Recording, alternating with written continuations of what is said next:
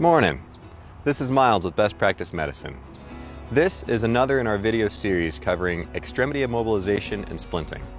In this and the next few videos, we'll be covering immobilization of the lower extremities, including hips, knees, ankles and feet, and the upper and lower legs.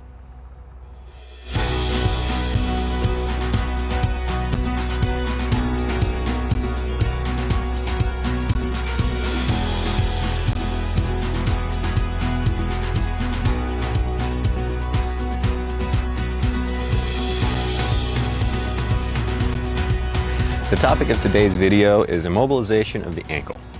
Remember, with this and every other splinting intervention, the first step is manual stabilization of the injured part, and the whole intervention is bookended by assessment of the patient's circulation, sensation, and motion. Splinting material options for the lower extremities include SAM splints, Coban, ACE wraps, cravats, towels or rolls for padding, and padded board splints, which is a commercial device with a rigid board and padding on one side so it conforms to the patient's anatomy.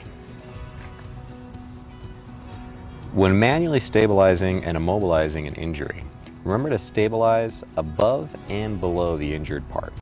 Ideally, a position of function in the foot will be maintained, which is this neutral anatomic position. However, for an injury to the joint, we're not permitted to attempt realignment. First, we'll perform or direct manual stabilization of the injured extremity. Normally, we'd have an assistant do this, but so you can see clearly what we're doing, we'll verbalize that for this video. Then, we'll assess the patient's CSMs. Next, we'll select the proper splinting material.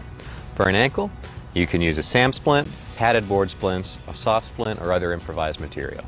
Next, you'll form the splinting material to match the patient's anatomy.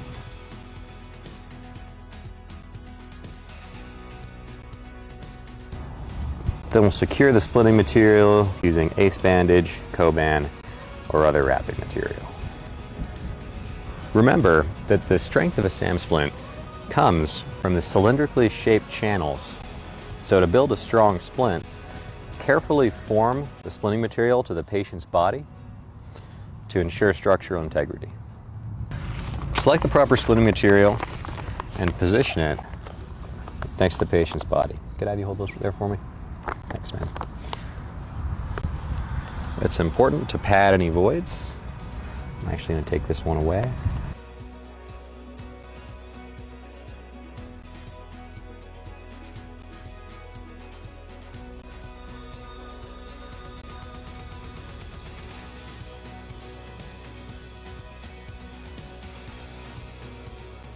After mobilization is complete, finish up by rechecking the patient's CSMs. What toe am I touching? Middle toe. Can you wiggle them for me? Any numbness or tingling in there? Nope. Nope. And do a pinch. If you weren't wearing a sock, I could check your capillary reflow.